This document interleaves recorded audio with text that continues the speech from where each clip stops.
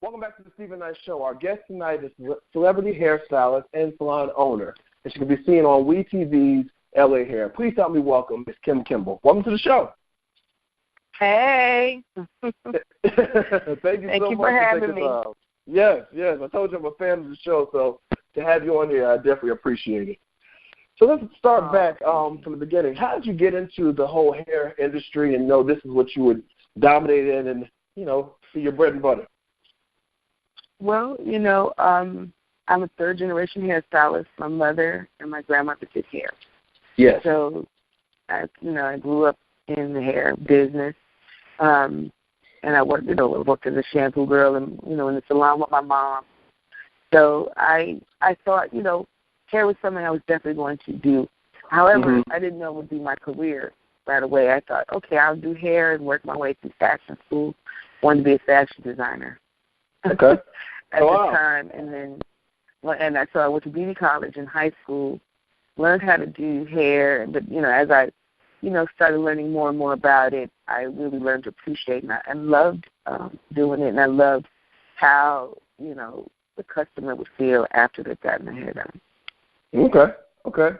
And so, how does a person become a celebrity hairstylist? I mean, I know you've been doing this for years, but even on the show, we've seen a lot of big name celebrities come to your salon or you go to them. How does that even happen?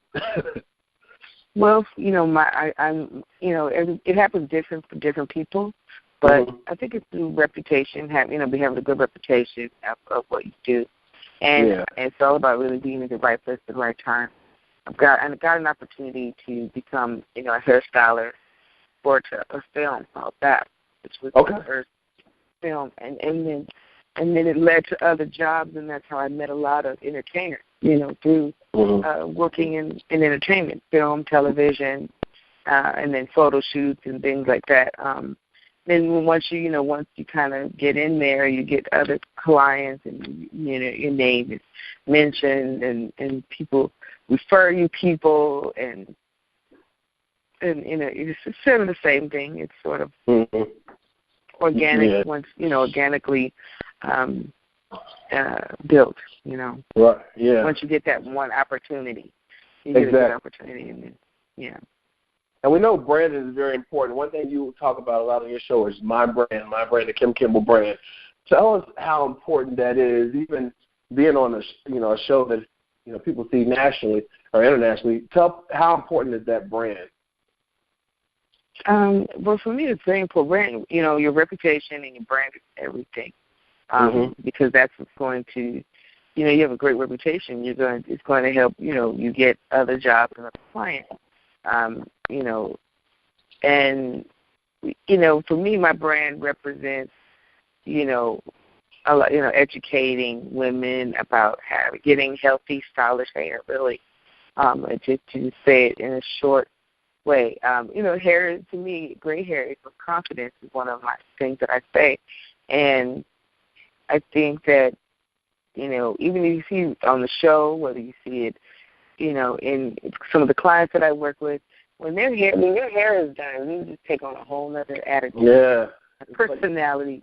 Women walk in the salon looking one way, like just real somber, and when they're leaving, they're just putting lipstick on. They're all excited. They can't wait to show off their hair.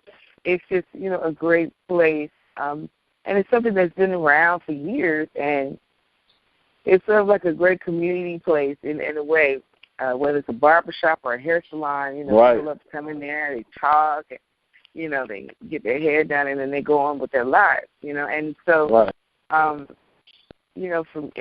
me, I've had a salon for, I want to say over, gosh, I'm telling my age, almost 30 years.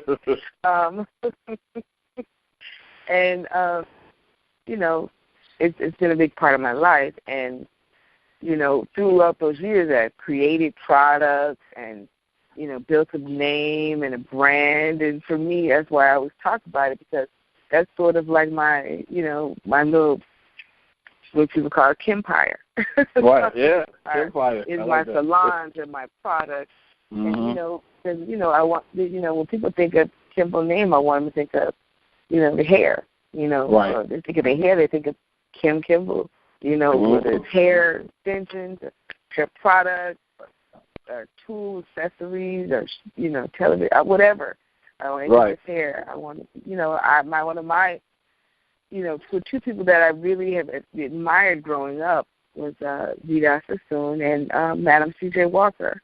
They built these amazing hair legacies, and Kimble wants to do the same thing. That's what I aspire to as well. Like them. Right. Well, Kimble Hair Studio is in West Hollywood, California, and that's where the bulk of the show is based. So we see a lot of drama play out on the show. Was it like that before the cameras start rolling, or is it just more highlighted because now that you do have cameras there? Well, a lot of people know that salons for some reason salons. That's why I was very nervous when people said they were going to bring cameras into the salon. Hairstylists can be fun, period. There's a lot of things that go on in the hair salon. Right. However, I always kept a very strong rein or control over things like that. When the camera comes in, people change and things definitely tight. Yeah, exactly. I want to be famous. This is what I think I need to do to be famous. Right, yeah. So, there's definitely drama in salons. The hairstylists are very creative people. And then when you have entertainers and things like that, that just makes people more ambitious to, everybody wants to get that, that name. Notoriety, notoriety. Some people don't know how to do that without being, dramatic or and I guess that's what people want. People want to see that. So they want to see that, they want to see people watch. I mean, we all do. We're all guilty. I am a reality show watcher for sure. Whether it's drama or it's or something to learn, watching people build houses. I don't know. I really just it's just something that people do, and it's something that they like, and of course people look for that. They do. Stock value TV, but the salon is a perfect place for it because. And I guess when they realize that, because I guess LA Hair is one thing that makes people realize that it's natural drama. It's not you have to work hard to even create. but I definitely and sometimes you learn things on TV that you don't even really recognize. That's true. All the time. Yeah. So I've been educated process myself, and definitely learn to keep a tighter ring on my business and things that's going on. Right, yeah. Mm-hmm. So, LA Hair is in the 5th season. How did you even get started with the show? Did they come to you with this idea? How did it work for you? Yeah, this producing partner company came to me and asked me if I wanted to do a reality show. And at first I was like, yeah. Okay. Right. To be honest with you, I had wanted to produce television shows about beauty and fashion. I wanted to produce, and so I had been trying to pitch things on my own. It didn't necessarily involve me, though. Or I'm a creative, behind-the-scenes kind of person, so I really was more focusing on those kind of things, developing that, and but it hadn't hit. Nothing had really hit. Had maybe had an opportunity, but it didn't really go. So when the time came, I was just kind of like thinking, maybe this is something, I don't know. I don't know if this is going to work. But they came, I had a good feeling about them. They reached out to my publicist, my ex-publicist, actually. I wasn't with that publicity firm anymore, but they had referred this person to me. And so I just checked into it, met them. They had this idea, we want to come film in your salon. I was a little bit apprehensive about that. I was like, I don't really want my, and I have celebrity clients. Something, there's always this negative thing about reality TV. And I said, well, I went for it. I met with, production company. They liked me, shot a super wheel. Next thing you know, I'm working in Atlanta on a TV show, one of the BET TV shows called Let's Stay Together. I'm out there working, and I get a call from the production company, and they said, congratulations, WEtv has just picked up your show. And I'm like, what? Wow. It happened so fast. I didn't really have time to think about it. Next thing you know, I submitted to the show, and I'm doing it. And to be honest with you, I don't regret it. I think there's definitely been a lot of learning curves in it, but I don't regret doing it because it has definitely helped build the brand. It's I got to meet a lot of people.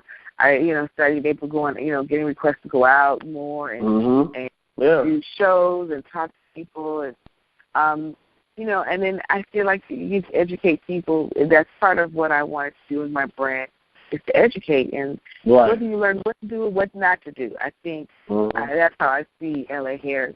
People can look at it and they learn from it. But they're also entertained. It's drama, but it's funny. I like the fact that, with people, we get to have fun and funny.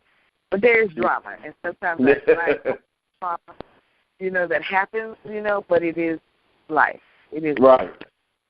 And I can say, I can imagine that in your industry, a reality show would be a positive thing because, again, it does bring a spotlight on what you're doing and your products and your salon.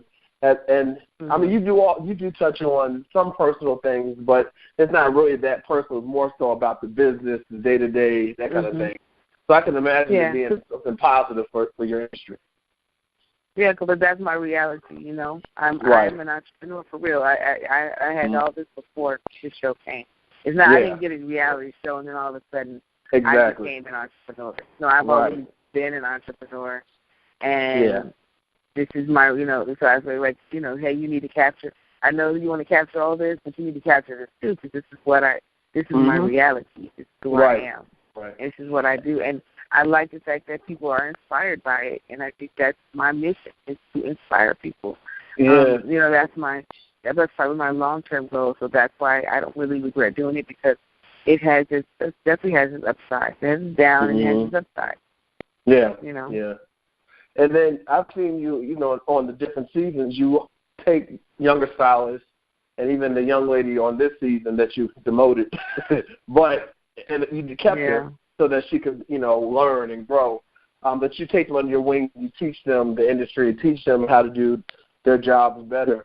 So I see that playing out. But then sometimes you have people who kind of backstab you, like we had the Angela situation and the Gaucher situation. And how do you? I know I can imagine the cutthroat industry, but how does it impact you when you see someone that you've kind of taken under your wing to try to teach the ropes, and then they go behind your back and do something else? Yeah, I'll be honest with you, I was very hurt by that Angela situation because she came from Chicago, and I really liked her, and but I realized very quickly it's a different generation. They think differently. Yeah. They are different from me. I came in under a different, in so many ways, a different. When I came in, first of all, stylists had to know everything. They had to know how to cut, color, weave, braid. A lot of these new stylists, they we're living in a very microwave. Everybody wants everything instantly. They want instant fame. They don't really. To me, it's all about the journey. It's all about all the memories of me actually building up and getting to this point and what I had to learn to get there. I was in the salon quite a few years, and I really cultivated my skills, and I took a lot of classes, and I learned a lot. And people just know they want to come in, become a celebrity hairstylist tomorrow, and, they don't even have all the skills to really become, because you never know in the entertainment what's going to come at. And you want to be ready for that. And a lot of times people don't want to hear that. Young stars, they don't want to hear the lecture. They don't really care about that. They just want it now. Social media, everything has changed. Phones have changed the world. Which, listen, I'm not mad at the progression. You have to. If you want to stay on top, you got to stay in what's going on. But yeah, it hurt, but I'm starting to realize, okay, this is a different generation. It's different, and everybody's not going to be you. Right. You have to accept the people for who they are. And the one thing about, when I demoted Jay, sometimes you got to go backwards to move forward. Right. And sure. I never really, some of my, for example, when I got business and I got offered some, jobs that maybe didn't pay as much, or when I worked and did the free hair for the church, for the play, but those things catapult my career. That's when I met Robert Townsend, and when I worked for free, and I got an opportunity to, get in the union, and it became, that's how I got back through working, at the church, to build, to help them. It helped me in the long run. It changed my whole career. I took a movie that didn't pay as much, and then that's how I met, one of my biggest clients, Beyonce. So where people don't realize, when you try to tell them, sometimes you just got to take a step backwards to move forward. And you just don't despise small things because you never know what they turn into. And so, she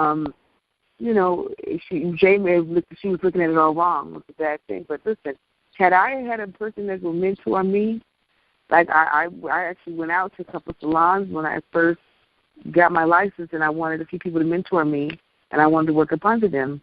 And they turned me down, and I didn't really have that. If it wasn't for my mom and some of the stylists in her salon, I really wouldn't have had, I had to seek mentorship other places, like looking at Madam Teacher Walker, Big After Spoon, going to hair shows, and kind of, but I didn't have a person outside of my mom that I could really just work up under and learn, a lot from at that time. And being able to have a mentor, because a lot of times, they can tell you, they can help navigate you through stuff much easier because they've done it already. Right, exactly.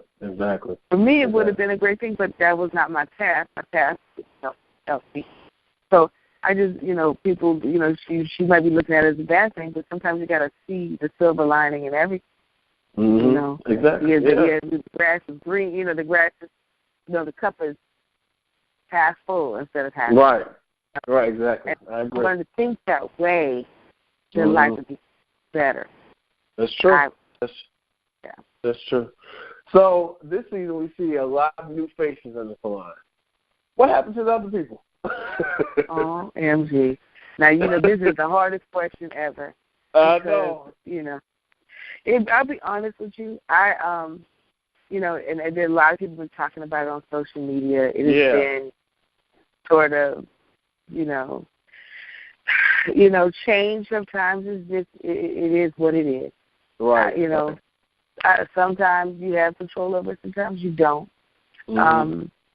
Listen, I love and I appreciate everybody that was a part of the show before. I think that it was something that had to happen, Right. And it wasn't, I have to be very careful how I talk about it, but it wasn't I'm sure. that, it wasn't something that I could say that I wanted, but it's something that happened, and guess what? You have to just keep it moving at this point. You do. Because you can't make people be somewhere they don't want to be. That's true. And people have to, what I can say is, sometimes change is not easy and takes time for people to accept it, but sometimes it's necessary. Yeah. And that's all I can really say on that. Okay. I just want to say something because the fans are they're asking, right? And they're in an uproar and they're asking. And listen, I'm good. I get along and I'm close with everybody on the show. Right. And listen, and I appreciate the new people too. They you know they want to be there. You know, and it's definitely a different energy. But I think that if people give it a chance, it's definitely, you know, I think it is a different group of people. But I think it's still entertaining to, you know, it and is. they're, you know, and they, you know, they may be a little rougher, but it's all about the journey. You know, right. And for me, I like helping to get these people, like for example, Giorgio. Giorgio is a stylist. I've known him for a long time. You know, and one of his things is like he's pretty much still, he's very vintage, but that's who he is. He's got a vintage style about him, and that's what makes Giorgio. But you know, try to get him to come to the new, you know, to the new millennium, and you know, shed some of those old things and get into some new stuff. That is his journey. And Jay, the new stylist, you know, she's definitely out there, you know, and trying to wrangle her. It's about you know the journey. And, and you know, sometimes things have to be, you know, I think it's something for everybody, you know. Right. And I just think that right now it's their time. It's their time. Yeah, absolutely, absolutely. And so James Wright, he appeared on this season. He's the one that made the Patty Pie's household name. Is he going to be part of the regular on the show, or was he just for that episode? He's on the show for the rest of the season. Okay.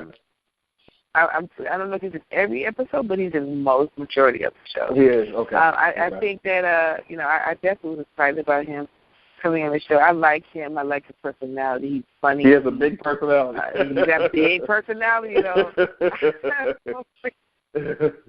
But he is just, you know, an amazing human being. You know, he does hair, he saves, he cooks, he does all kinds of stuff. And he's a big personality, and I think that he's a good addition. I'm really excited about him. Being on the show. Definitely a talented person. Yeah, he is. I said this season we were introduced to the man in your life, your son. Who, how glad to having him part of the show now. You know, for years I didn't really talk much about him. I kind of protected him, you know, in all honesty. Yeah. And he's much older now, and so I wanted him, you know, to show that part. You know, I think, you know, I wanted to be more personal this season. And, you know, he is one of the most important people in my life. And it was kind of exciting to bring him. And, you know, he had agreed to do it. I think previously he wasn't really that interested in being, you know, a part of the show. But I'm glad that, you know, people got to see him and a little bit about what he does because he's grown up now. He's when we shot, it was 16, he's 17 now.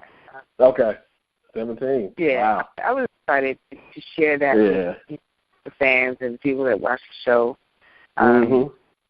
because this is a buddy who I adore, and, you know, he was a great human being and a great young man. Right, yeah. Well, that's good to see him.